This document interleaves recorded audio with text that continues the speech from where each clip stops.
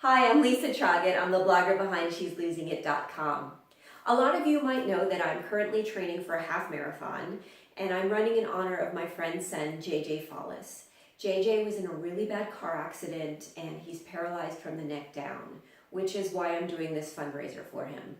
I decided that I was going to do informational blog posts and social media updates and videos giving some useful tips for people who want to train for a half marathon, and then just asking them if at the end of the video you found it encouraging or you found it useful.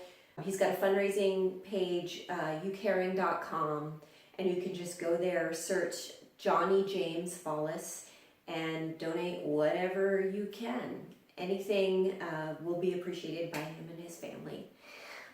When I started talking to some of my friends from American Grit and I told them that I was doing this fundraising thing, they said, hey, how can I help out? So I started thinking about it. I'm like, you know what? There's a whole wealth of information and knowledge out there. Today's video is from one of my other teammates, Mark-bouquin. You might know him as the Lumberjack.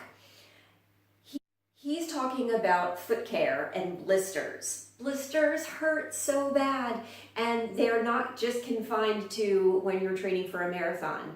If you are doing something longer, like those crazy intense athletes who do triathlons and Ironmen, this would be useful. Also hiking, you can get blisters from hiking. So without further ado, here is a video on foot care from Mark-bouquin.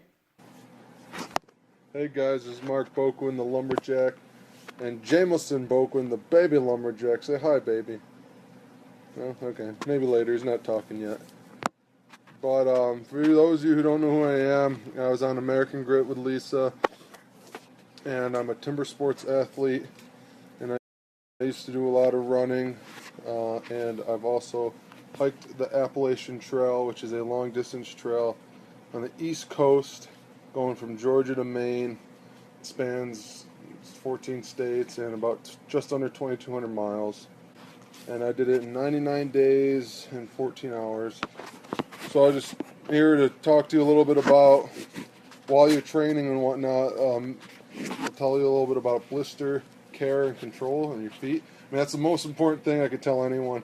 Running, long distance hiking, just hiking in general, anything is the main thing is to take care of your feet. They're taking some of the most of the abuse. So when I was actually hiking the AT, there's a spot where I actually had blood poisoning in my leg, and it was from an infected blister. So I was hiking and I had a lot of pain, and I come to realize I wasn't taking care of my feet like I was supposed to, and that's when I figured out really the best way to do it. And first of all, cotton kills. You don't really want to wear cotton. Best thing to wear is some type of wool or synthetic sock. And then when you do get blisters, if it's a small blister, just starting, or hot spot as they call it, you can cover it with a little piece of tape. Or they have moleskin, and you can put the moleskin around it or over it. And if the blister's open, what I did with my blisters, they got so bad, I put moleskin around it, and then I'd put Neosporin in the hole in the moleskin I put that's over the blister, and then I'd cover it with an ace bandage, and then wrap my ankle, because it's on my heel, wrap the area around with an ace bandage so it's covered, but then the blister area is moist.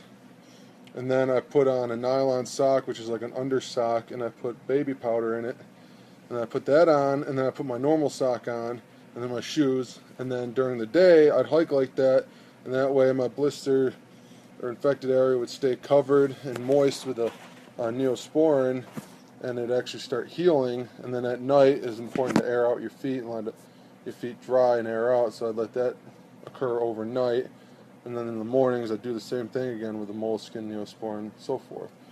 So it is very important to just take care of your feet in general. If you feel blisters starting to come up, try to address them earlier than later, because if it comes too late, you might run into my problem, which getting an infected blister, and that can cause blood poisoning, and then you have to get antibiotics, and then it's just, if you take care of it early, then you don't have to do the big elaborate steps to try to make it heal while you're still training.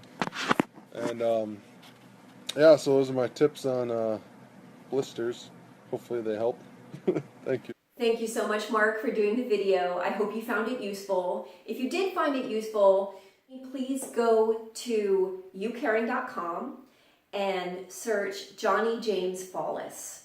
You'll see his long-term care fundraising page. He really needs help raising some money. He is paralyzed from the neck down from his car crash, and he really needs help paying for his long-term medical bills. So anything you can donate is greatly appreciated by him and his family.